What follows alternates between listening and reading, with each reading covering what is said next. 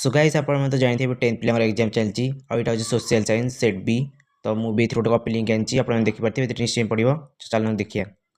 So friends प्रथम एपट देखिए Odia then एपट देखिए इंग्लिश जब आप इंग्लिश करेंगे कि ओडिया भी करेंगे। सो फास्ट क्वेश्चन आरंभ करुँच। फास्ट क्वेश्चन होची चाषी मान समस्या अनुधान 1917 एप्रिल महात्मा गांधी केउठारे पहुंची। ऑप्शन बी मोतिहार ठारे। हंटर कमिटी केबे गठित होता 1919 डिसेम्बर 23 रे। द्वितीय गोलटेबल बैठक में किए अध्यक्षता करते यहाँ हूँ ऑप्शन बी रामसी मैकडोनाल्ड।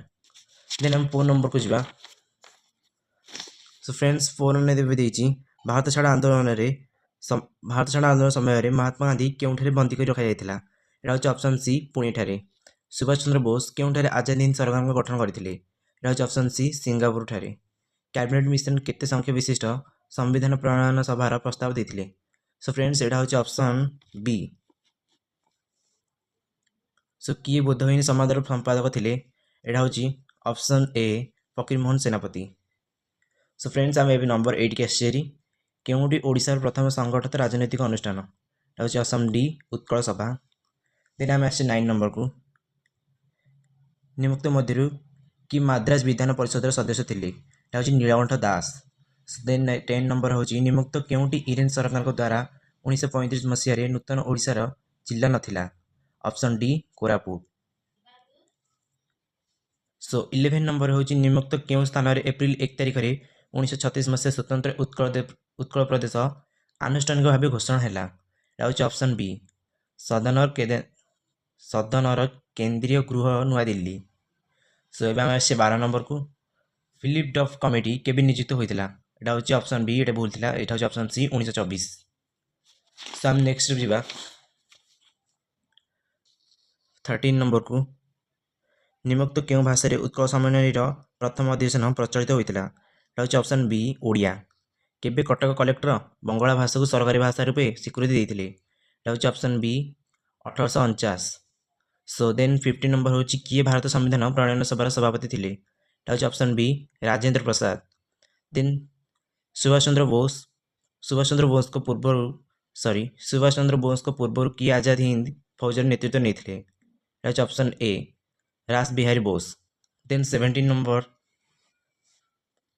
केउं मसीह इंग्रेज सरकार अगस्ट दान घोषणा करते। सो यहाँ आंसर हो डी 1940।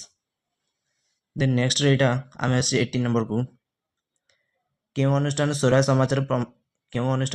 समाचार पत्रिका प्रकाश करता यहाँ हूँ ऑप्शन डी उत्कल स्वराज शिक्षा परिषद। देन आस 19 नंबर रे केबे जम्मू और काश्मीर राज्य को विभाजन करा जाई दुईटी केन्द्रशासित अंचल यथा जम्मू काश्मीर और लद्दाख गठन होता यहाँ हूँ option A 31 October 2019। So 20 number देती केउं मसीह तेलुगु भाषा को भित्ति करी आंध्र प्रदेश राज्य गठन कराइला। सो फ्रेंड्स यहाँ हो सी 1953। देन 21 नंबर हूँ निम्नलिखित केउटी निर्वाचन अधिकारी कार्य परिषद भुक्त नुहे यहाँ हूँ ऑप्शन ए निर्वाचन प्रचार। देन नेक्स्ट रे भारत मुख्य निर्वाचन आयुक्त किए नियुक्त करते यहाँ हूँ राष्ट्रपति। 23 नंबर हूँ गणतंत्र हूँ लोक यह किए कहते अब्राहम लिंकन। सो 24 नंबर हूँ भारत जड़े मतदान सर्वनिम्न बयस सीमा केते 18 वर्ष। ओडिशा राज्य निर्वाचन आयुक्त को किए नियुक्त करती ऑप्शन ए राज्यपाल। देन आस जाए भूगोल अर्थनीति की देखिपे आपने geography and economics. So 26 number निम्नलिखित मध्य केउटी पुनरुद्धार योग्य संबल नुहे ऑप्शन सी मूर्तिका। समुद्र तले थिबा खनिज पदार्थ केउं संबल श्रेणीभुक्त गच्छित संबल श्रेणीभुक्त। सो 28 हूँ जातीय अरण्य नीति अनुसार पारिस्थितिक संतुलन पाई देशर सामुदायिक आयतन शतकड़ा केते भाग अरण्य भूमि रहिबा आवश्यक 33%।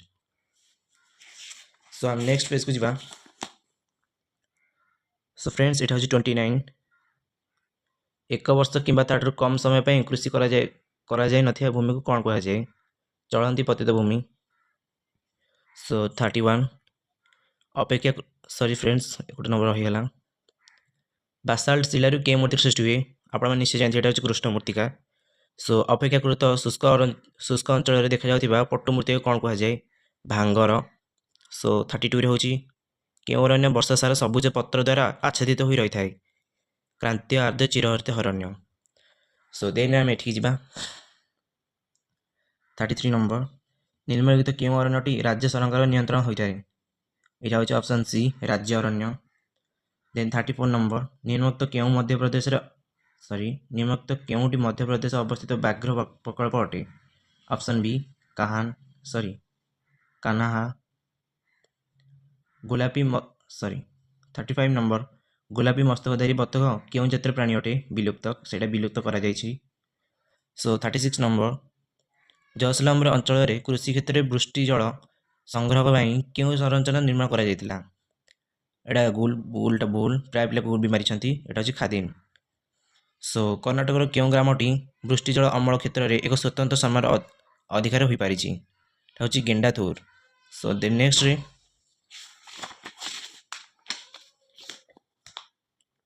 ନେକ୍ସଟ ହେଉଛି 38। ସର୍ଦ୍ଦାର ସରୋବର ଡ୍ୟାମ୍ କେଉଁ ନଦୀ ସହ ସମ୍ପୃକ୍ତ? ଏଇଟା ହେଉଛି ନର୍ମଦା।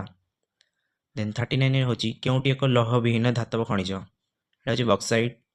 ସୋ 40 ନମ୍ବର ହେଉଛି କେଉଁ ଖଣିଜଟି ବ୍ଲିଚିଂ ପାଉଡର, କୀଟନାଶକ ଏବଂ ରଙ୍ଗ ତିଆରି ବ୍ୟବହୃତ ହୋଇଥାଏ? ସୋ ଏଇଟା ହେଉଛି ମାଙ୍ଗାନିଜ। ସୋ ଫ୍ରେଣ୍ଡସ୍ 41 କେଉଁ ଯୁଗର କୋଇଲା 200 ନିୟୁତ ବର୍ଷଠାରୁ ଅଧିକ ପୁରାତନ? ସୋ ଫ୍ରେଣ୍ଡସ୍ ଏଇଟା ହେବ ତମର ଗଣ୍ଡୱାନ ଯୁଗ, ଅପସନ୍ ଏ।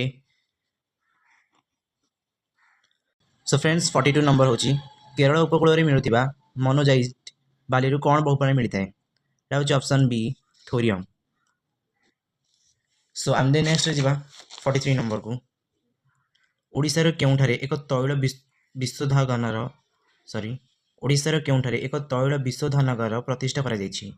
ଏଇଟା ହେବ ଅପସନ୍ ସି ପାରାଦୀପଠାରେ।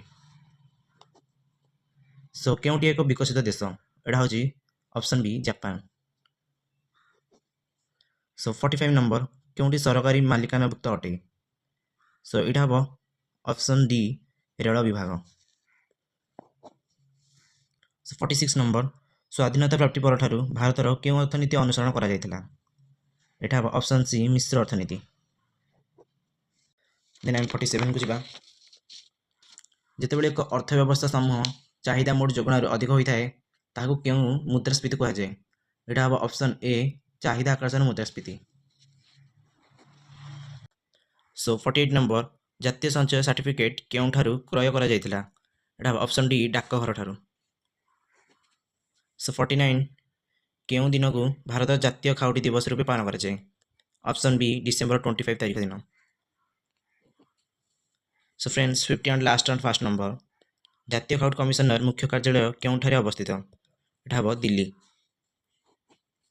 ସୋ ଫ୍ରେଣ୍ଡସ୍ ଏବେ ଆପଣଙ୍କର ସବୁ କ୍ୱେଶ୍ଚିନ୍ ପେପର୍ ହେଇଗଲା। ଯଦି ଆପଣ ଚାହୁଁଛନ୍ତି ଲଙ୍ଗ୍ କ୍ୱେଶ୍ଚିନ୍ ଦରକାର କିମ୍ବା ଆହୁରି କିଛି ଦରକାର ତ ଆପଣ କମେଣ୍ଟ କରି କହିବେ। ରହୁଛି, ଜୟ ଜଗନ୍ନାଥ।